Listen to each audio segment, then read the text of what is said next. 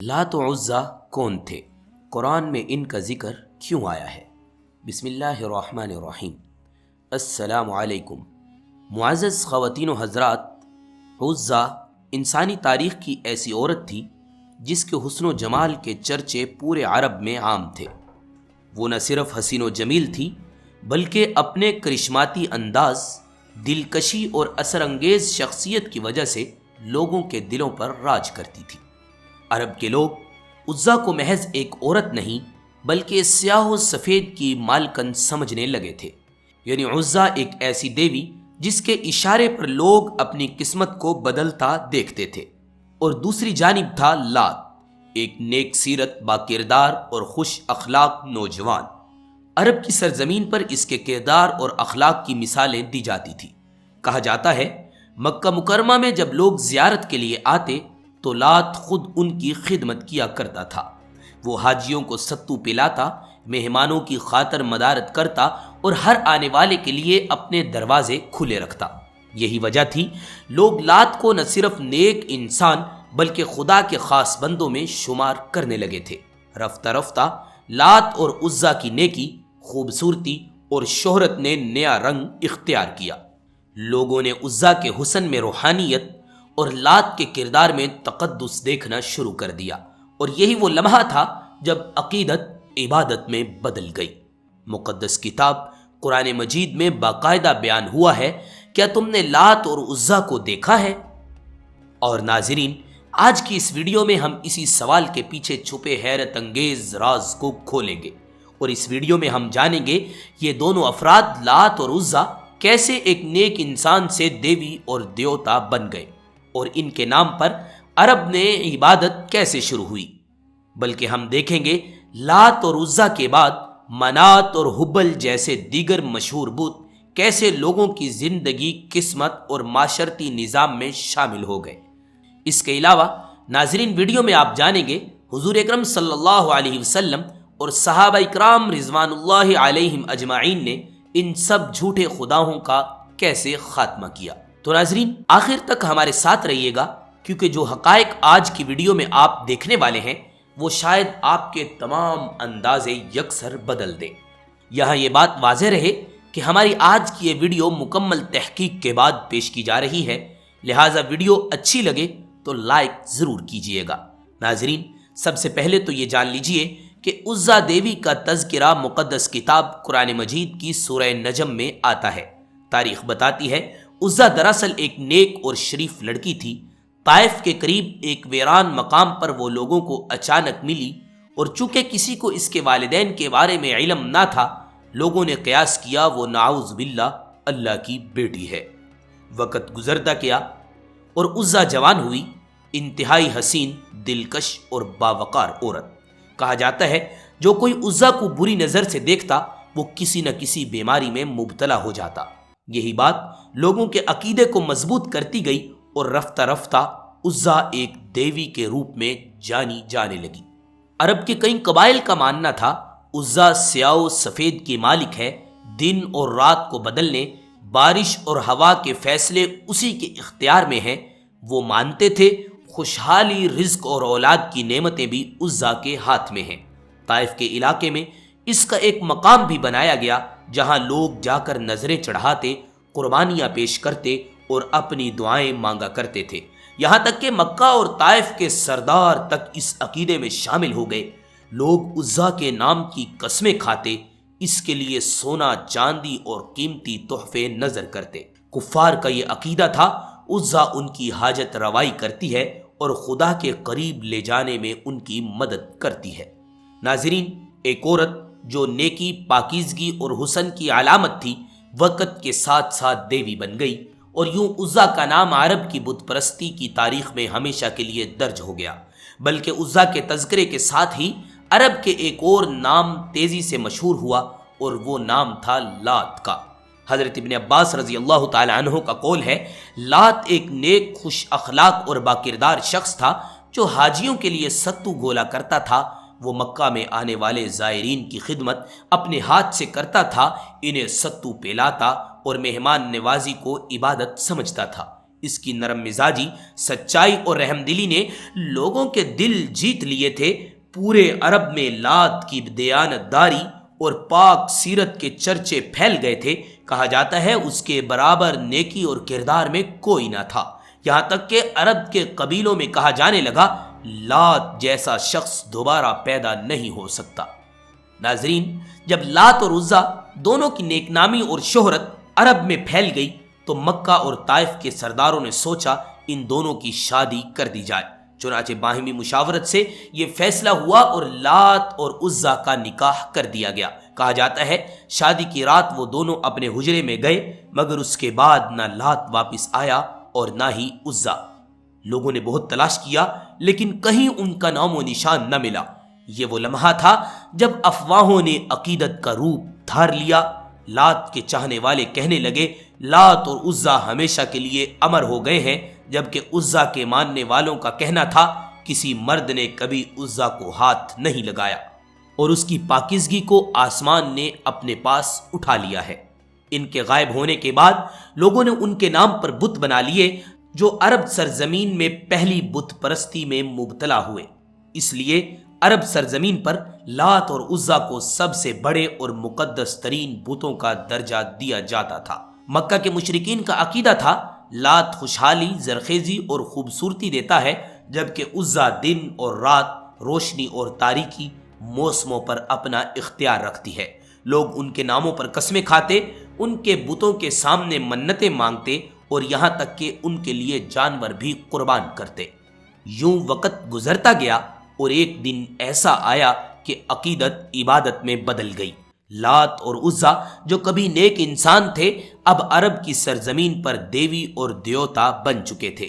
ایک مشہور مورخ ابن اسحاق رحمہ اللہ تعالی فرماتے ہیں لات کا مرکز طائف میں تھا اور اس پر قبیلہ بنو ثقیف کا مکمل اختیار تھا۔ لات کے نام پر جو نظریں، قربانیاں، چڑھاوے چڑھائے جاتے ان سب کی آمدنی بنو ثقیف میں بانٹی جاتی تھی۔ یوں اس بت سے صرف عقیدہ نہیں بلکہ روزگار بھی جڑا ہوا تھا۔ کہا جاتا ہے عمر بن لحی جو عرب میں بت پرستی کی بنیاد رکھنے والا شخص تھا، اس نے قبیلہ قریش اور بنو کنانہ سے کہا تمہارا رب موسم کے ساتھ سفر کرتا ہے، سردیوں میں لات کے پاس طائف میں ہوتا ہے اور گرمیوں میں عزا کے پاس مکہ میں۔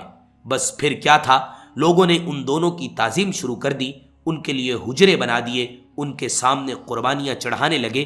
لات اور عزا کے نام پر بھیڑ بکریاں ذبح کی جانے لگی، ان کے خون سے ان کے بتوں کو تر کیا جاتا اور ان کے سامنے سجدے کیے جاتے، یہاں تک کہ ان گمراہ لوگوں نے لات کو خدا کا بیٹا اور عزا کو خدا کی بیٹی کہنا شروع کر دیا۔ استغفر اللہ، اللہ کی پناہ۔ ناظرین، مگر تاریخ کا دھارا ہمیشہ ایک رخ پر نہیں بہتا۔ جب مکہ فتح ہوا اور سرزمین عرب پر اسلام کا سورج طلوع ہوا تو وہ وقت آیا جب جھوٹے خداؤں کا خاتمہ ہونا تھا۔ روایات میں آتا ہے نبی کریم صلی اللہ علیہ وسلم نے ان بتوں کے خاتمے کا حکم دیا، لہٰذا حضرت مغیرہ بن شعبہ رضی اللہ تعالی عنہ کو طائف بھیجا گیا۔ انہوں نے نہ صرف لات کے بت کو توڑا بلکہ اس کی جگہ مسجد تعمیر کر دی۔ یوں وہی سرزمین جو کبھی لات اور عزا کے نام پر جھکتی تھی اب صرف اللہ واحد القہار کے حضور سجدہ ریز ہونے کی جگہ تھی۔ اور ناظرین، اسی طرح عزا کے خاتمے کے لیے رسول اللہ صلی اللہ علیہ وسلم نے حضرت خالد بن ولید کو بھیجا۔ تاریخی کتابوں کے مطابق جب اللہ کے رسول نے مکہ کو فتح کیا تو آپ نے خالد بن ولید کو حکم دیا کہ وہ وادی نخلا جائیں اور وہاں موجود 3 چھاؤں والے درختوں کی تلاش کریں جو عزا کے مندر کے قریب واقع تھے۔ جب وہ تینوں درخت تلاش کر لیں تو پہلے درخت کو کاٹ دیں۔ یہ درخت ایسا تھا جو بنا آبیاری کے خود بخود اگنے لگتا تھا۔ حضرت خالد بن ولید رضی اللہ تعالی عنہ نے رسول اللہ کے حکم کے مطابق پہلے درخت کو کاٹ دیا۔ واپسی پر رسول اللہ صلی اللہ علیہ وسلم نے پوچھا کیا تمہیں کچھ غیر معمولی منظر نظر آیا؟ خالد نے عرض کیا نہیں سرکار، مجھے وہاں کچھ بھی عجیب چیز محسوس نہیں ہوئی۔ آپ نے فرمایا پھر واپس جاؤ اور دوسرے درخت کو بھی کاٹ دو۔ حضرت خالد نے دوسرا درخت بھی زمین بوس کر دیا۔ واپسی پر پھر وہی سوال پوچھا گیا اور حضرت خالد نے دوبارہ کہا یا رسول اللہ کچھ بھی غیر معمولی نہیں ہوا۔ پھر آپ نے حکم دیا تیسرے درخت کو بھی کاٹ دو۔ ناظرین، جب خالد بن ولید تیسرے درخت کے پاس پہنچے تو منظر ناقابل یقین تھا۔ عزا برہنہ حالت میں کھڑی تھی، بال پھیلے ہوئے تھے، دانت پیستے ہوئے اور شدید غصے کی حالت میں تھی، اور اس کے پیچھے عزا دیوی کے مندر کا محافظ بھی چلا آ رہا تھا۔ اس کا نام دیبا بن سلمہ تھا۔ جب دیبا نے خالد بن ولید کو دیکھا تو اس شیطان شکل عورت عزا نے کہا، خالد پر زور سے حملہ کر اور خبردار پیچھے نہ ہٹنا، اپنی اوڑھنیاں اتار ڈال، کیونکہ آج اگر تم نے خالد پر حملہ کر کے اس کو قتل نہ کیا تو یہ تمہیں ہمیشہ کے لیے ذلت سے دو چار کر دے گا۔ خالد بن ولید رضی اللہ تعالی عنہ عزا سے مخاطب ہوئے کہ میں تیرا انکار کرتا ہوں، تجھے پاک اور مقدس نہیں مانتا، میں دیکھ رہا ہوں کہ اللہ نے تجھے ذلیل و رسوا کر دیا ہے، تو شیطان ہے۔ یہ کہہ کر خالد بن ولید نے حملہ کیا اور اپنی تلوار سے اس کے سر پر وار کیا۔ حضرت خالد بن ولید رضی اللہ تعالی عنہ نے عزا کو مارنے کے بعد جب دیکھا تو وہ شیطان عورت جل کر راکھ کا ڈھیر بن چکی تھی۔ اس کو کیفر کردار تک پہنچانے کے بعد خالد بن ولید نے دیبا کو بھی مار ڈالا اور اس برائی کا ہمیشہ کے لیے جڑ سے خاتمہ کر دیا۔ پھر خالد بن ولید حضرت آقائے دو جہاں کی خدمت میں حاضر ہوئے اور یہ سارا واقعہ آپ کے سامنے بیان کیا تو آپ نے فرمایا، اے خالد، یہ عزا تھی جو اب آئندہ عربوں میں نہ ہوگی اور نہ ہی اس کی عبادت کی جائے گی۔ ناظرین، وہ دن تھا اور آج کا دن عربوں میں سب سے زیادہ لائق تعظیم سمجھی جانے والی عزا کا کوئی نام لیوا باقی نہ رہا۔ ناظرین، یہاں یہ بھی جان لیجئے، لات اور عزا کے بعد عرب کے مشرکین کے سب سے بڑے معبودوں میں ایک منات نامی بت بھی تھا۔ منات کو عرب کے لوگ قسمت، وقت اور تقدیر کا مالک مانتے تھے اور یہ عقیدہ رکھتے تھے کہ انسان کی زندگی، خوشحالی، بیماری اور موت کا اختیار اسی منات کے ہاتھ میں ہے۔ جو شخص اس کی رضا کے بغیر کوئی کام کرتا ہے اس کے لیے نقصان اور مصیبت مقدر میں لکھ دی جاتی ہے۔ منات کا مرکز مکہ کے جنوب میں واقع تھا، جہاں ہر سال حج کے موسم میں قبائل آتے اور قربانیاں پیش کرتے تھے۔ یہ عبادت کا مرکز صرف روحانی نہیں بلکہ سیاسی اور معاشرتی حیثیت کا بھی نشان تھا، کیونکہ قبائل کے سردار اپنی اہمیت ظاہر کرنے کے لیے منات کی عبادت میں بڑھ چڑھ کر حصہ لیتے تھے۔ تاریخی حوالوں کے مطابق منات کے بت کے مندر کے قریب ایک خاص گھنا درخت تھا، جہاں لوگ اپنے جانور، قیمتی اشیاء اور نقد رقم بطور قربانی لاتے اور دن رات اس کی پوجا کرتے، قسمت اور خوش قسمتی حاصل کرتے۔ لوگ اس کے نام پر قسمیں کھاتے اور زندگی کے اہم فیصلوں میں اس کی مدد طلب کرتے۔ اس کے بت کو عربوں میں سب سے زیادہ معزز اور طاقتور سمجھا جاتا تھا، اور اس کے مندر کے گرد ہر وقت لوگ عبادت اور قربانی کے لیے موجود رہتے تھے۔ جب اسلام نے عرب کی سرزمین فتح کی تو حضور اکرم صلی اللہ علیہ وسلم نے علی المرتضیٰ رضی اللہ تعالیٰ عنہ کو حکم دیا وہ منات کے بت کو توڑ دیں۔ حیدر کرار نے رسول اللہ کے حکم کی تعمیل کرتے ہوئے اس بت کو زمین بوس کر دیا، اور یوں عرب کے مشرکین کا سب سے قدیم اور طاقتور بت ہمیشہ کے لیے خاک میں مل گیا۔ اس واقعے نے واضح کر دیا، اسلام نے شرک کے ہر بڑے مظاہر، چاہے وہ خوش قسمتی، تقدیر یا وقت سے جڑے ہوں، ان سب کو ہمیشہ کے لیے ختم کر دیا ہے۔ آج عرب کے کسی مقام پر منات کا کوئی نام و نشان باقی نہیں ہے، اور لوگ صرف اللہ واحد القہار کی عبادت کرتے ہیں۔ ناظرین، تاریخی حوالوں سے یہ بھی واضح ہوتا ہے کہ منات کی عبادت سب سے زیادہ قبائل قریش اور خفیف کے درمیان مشہور تھی۔ لوگ عید اور موسم حج میں اس کے مندر کے گرد جمع ہوتے، قسمیں کھاتے، قربانیاں دیتے اور رزق اور اولاد کی طلب کی دعا کرتے۔ بعض قبائل کا عقیدہ تھا موت یا بچاؤ کا اختیار بھی منات کے پاس ہے، اس لیے اس کے مندر پر زبردست احترام کیا جاتا۔ رسول اللہ صلی اللہ علیہ وسلم کے حکم کے بعد حیدر کرار نے نہ صرف منات کے بت کو توڑا بلکہ اس کی عبادت کرنے والوں کے دلوں میں بھی شرک کے آثار ختم کر دیے اور عرب کی سرزمین کو توحید کا علم بردار بنا ڈالا۔ ناظرین، لات، عزا اور منات کے بعد عرب کے سب سے مشہور معبودوں میں ایک بت تھا حبل۔ یہ بت خاص طور پر کعبہ کے اندر واقع تھا اور مشرکین کے نزدیک قسمت کے فیصلوں کا ایک اہم ذریعہ سمجھا جاتا تھا۔ لوگ اپنے مستقبل اور فیصلوں کے لیے تیر اندازی کرتے اور حبل کے سامنے نیک یا بدقسمت کا فیصلہ کرتے۔ رسول اللہ صلی اللہ علیہ وسلم کے قیام اسلام کے بعد حضرت علی المرتضیٰ یا حضرت ابو عبیدہ بن جراح رضی اللہ تعالی عنہ نے حبل کے بت کو توڑ کر اس پر قابو پا لیا، اور یوں عرب کے مشرکین کا سب سے بڑا بت حبل بھی ہمیشہ کے لیے ختم ہو گیا۔ اس طرح تاریخ میں یہ بات بھی درج ہے، عرب کے مختلف قبائل کے پاس ان کے اپنے مقامی بت بھی ہوا کرتے تھے، جیسے سعدہ، یغوث، نصر اور یسع۔ سعدہ کو زرخیزی کی علامت، یغوث کو طاقتور جنگجو، نصر کو فتح اور شہرت کا نشان، اور یسع کو قبائلی محافظ کے طور پر مانا جاتا تھا۔ لوگ ان بتوں کے نام پر قسمیں کھاتے، قربانیاں چڑھاتے اور زندگی کے اہم فیصلوں میں ان کی مدد طلب کرتے تھے۔ یہ بت نہ صرف روحانی اہمیت رکھتے بلکہ عرب کے معاشرتی اور سیاسی نظام میں بھی شامل تھے، کیونکہ قبائل کے تعلقات، معاہدے اور جنگوں کے فیصلے ان کے وجود پر منحصر ہوتے تھے۔ اسلام کے قیام کے بعد یہ تمام بت، چاہے وہ مقامی ہوں یا کعبہ کے اندر ہوں، توڑ دیے گئے اور ان کی عبادت کو ختم کر دیا گیا۔ الحمدللہ آج وہ زمانہ ختم ہو چکا ہے، لوگ بتوں کی پرستش نہیں کرتے۔ آج عرب کی سرزمین مکمل طور پر اسلام کی تعلیمات کے تحت محفوظ ہے۔ یہی وہ سرزمین ہے جہاں نبی آخر الزمان نے توحید کی روشنی پوری دنیا میں پھیلائی۔ رسول اللہ صلی اللہ علیہ وسلم نے فرمایا، جو شخص اس حال میں فوت ہوا کہ اللہ کے ساتھ کسی کو شریک ٹھہراتا ہو، وہ جہنم میں داخل ہوگا۔ بلکہ ایک روایت میں حضرت جابر رضی اللہ تعالی عنہ بیان کرتے ہیں، رسول اللہ صلی اللہ علیہ وسلم کی خدمت میں ایک شخص حاضر ہوا اور عرض کرنے لگا، یا رسول اللہ، وہ کون سی دو چیزیں ہیں جو جنت یا دوزخ کو واجب کر دیتی ہیں؟ آپ صلی اللہ علیہ وسلم نے فرمایا، جس شخص کا خاتمہ اس حال میں ہو کہ وہ اللہ کے ساتھ کسی کو شریک نہیں ٹھہراتا، وہ جنت میں جائے گا، اور جس شخص کا خاتمہ شرک پر ہوا وہ جہنم میں جائے گا۔ اس طرح حضرت ابو ہریرہ رضی اللہ تعالی عنہ بیان کرتے ہیں، رسول اللہ صلی اللہ علیہ وسلم کی خدمت میں ایک دیہاتی حاضر ہوا اور عرض کرنے لگا، یا رسول اللہ، مجھے ایسا عمل بتائیے جسے اختیار کرنے سے میں جنت میں چلا جاؤں۔ آپ صلی اللہ علیہ وسلم نے فرمایا، اللہ تعالیٰ کی عبادت کرو، اس کے ساتھ کسی کو شریک نہ ٹھہراؤ، فرض نماز ادا کرو، زکوٰۃ دو اور رمضان کے روزے رکھو۔ دیہاتی نے عرض کیا، قسم ہے اس ذات کی جس کے قبضے قدرت میں میری جان ہے، میں ان اعمال میں ذرہ برابر بھی کمی اور زیادتی نہیں کروں گا۔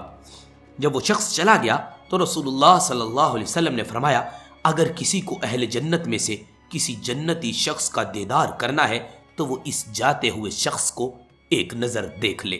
ناظرین دیکھیے، اللہ کے ساتھ دوسروں کو شریک ٹھہرانا سب سے بڑا ظلم اور بدترین جرم ہے۔ یہ ایسا بھیانک اور گھناؤنا کام ہے کہ اگر کوئی شخص شرک میں ملوث رہا اور توبہ کیے بغیر مر گیا تو اللہ کے حضور اس حال میں حاضر ہوگا کہ اس کے ساتھ شریک بھی شامل ہے، تو یہ گناہ اسے دوزخ میں لے جائے گا، کیونکہ یہ اللہ کی کتاب میں ناقابل معافی گناہ ہے اور اس کا مرتکب اپنے اوپر جنت کو حرام کر لیتا ہے۔ اب ناظرین، سوال یہ ہے، شرک کی معافی کیوں نہیں؟ مشرک پر جنت حرام کیوں ہے؟ علماء نے اس بات کو سمجھانے کے لیے بہت خوبصورت مثال دی ہے۔ ان میں سے ایک مثال میاں بیوی کے رشتے کی ہے۔ وہ کچھ یوں ہے، ایک سلیم الفطرت شخص کبھی اپنی بیوی میں کسی اور کی شراکت برداشت نہیں کرتا۔ ایک طرف وہ اپنی بیوی کے لیے دن رات محنت کر رہا ہو، اسے کھلا رہا ہو، ہر سہولت فراہم کر رہا ہو، اور دوسری طرف اگر اسے معلوم ہو اس کی بیوی کی محبت، تعلق یا دلچسپی کسی اور کے ساتھ ہے، یا وہ اپنے خصوصی تعلق میں کسی اور کو بھی شریک کرتی ہے، تو وہ اس کی غلطی کو کبھی معاف نہیں کرے گا۔ ہاں، باقی چھوٹی موٹی کوتاہیاں یا خامیاں زندگی میں معاف کی جا سکتی ہیں اور تعلق جاری رکھا جا سکتا ہے، لیکن شوہر کے ساتھ خاص حقوق میں شراکت ایک ایسی غلطی ہے جو کبھی معاف نہیں کی جا سکتی۔ اب غور کیجئے، یہ مثال صرف سمجھانے کے لیے ہے، ایک انسانی رشتے کی مثال ہے جو چند لفظوں سے ٹوٹ جاتا ہے، لیکن ہمارا اللہ کے ساتھ تعلق، خالق اور مخلوق کا تعلق ہے، اس سے کہیں مضبوط اور اہم ہے۔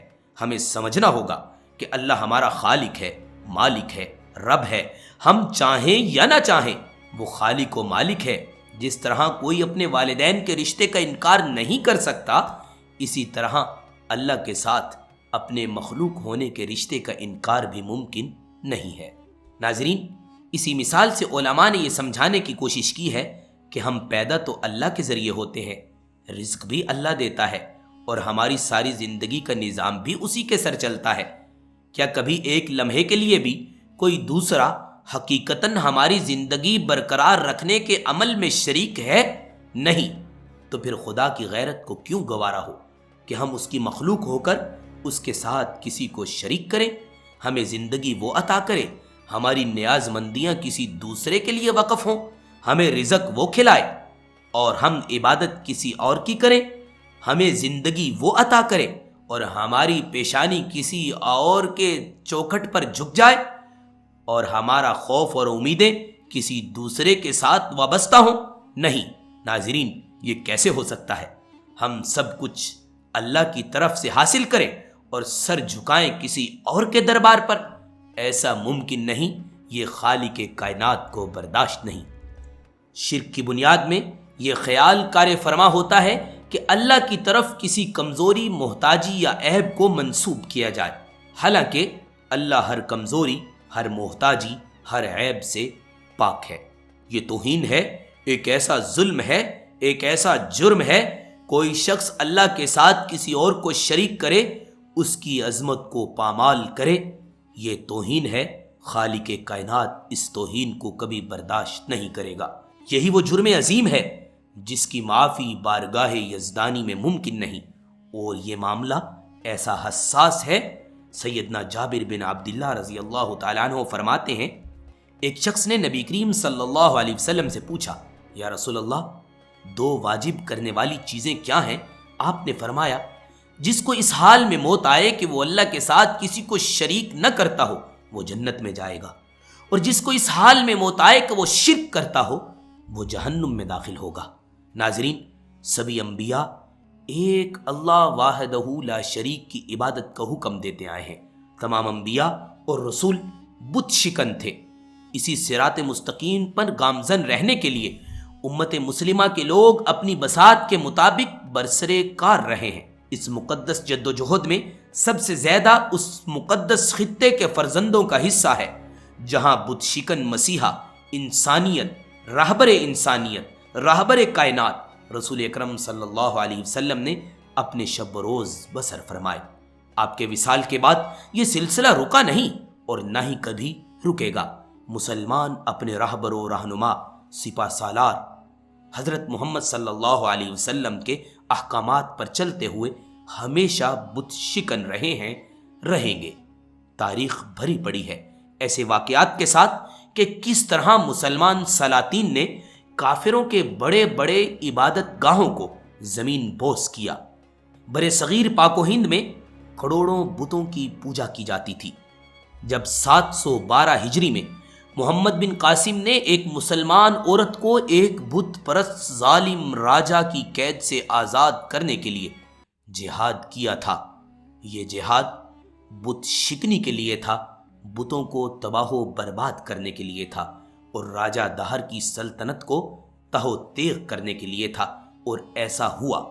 محمد بن قاسم، جن کی بدولت آج ہم مسلمان بیٹھے ہیں، راجا دہر کی سینکڑوں اشرفیاں اور دولت کو ٹھکرا کر اس کے تمام بت خانوں کو تباہ و برباد کرتا ہوا ملتان تک آن پہنچا، اور یہی سلسلہ بتوں کو تباہ و برباد کرنے کا سلطان محمود غزنوی نے بھی جاری رکھا، اور جس کو شہاب الدین غوری نے اپنے انجام تک پہنچایا۔ ناظرین، برے صغیر پاک و ہند کے مسلمانوں نے اپنے لیے بت شکن کا لفظ تو قبول کیا، لیکن بت پرستی کا لفظ اپنے نامہ اعمال میں برداشت نہیں کیا۔ یہی وجہ ہے کہ آج پاکستان کے اندر بت شکنی عروج پر ہے اور بت پرستی اپنی آخری نگاہیں ٹٹول رہی ہے۔ ناظرین، اسی لیے کہا جاتا ہے کہ اللہ تعالیٰ بت پرستی کو یعنی شرک کو معاف نہیں کرتے۔ لہٰذا ہم آپ سے گزارش کرتے ہیں کہ ہمیشہ توحید کا راستہ اختیار کرتے ہوئے اللہ رب العزت سے اپنی آخرت کے بہترین انجام کی دعا کرتے رہیں۔ بہرحال ناظرین، اس ویڈیو کے آخر میں بھی ہم دعا گو ہیں کہ اللہ پاک ہمیں اچھے حکمران بھی عطا فرمائے اور ہمیشہ ہم سب کو توحید پر قائم و دائم رہنے والا اور شرکیہ افعال سے دور رکھنے والا بنائے، آمین یا رب العالمین۔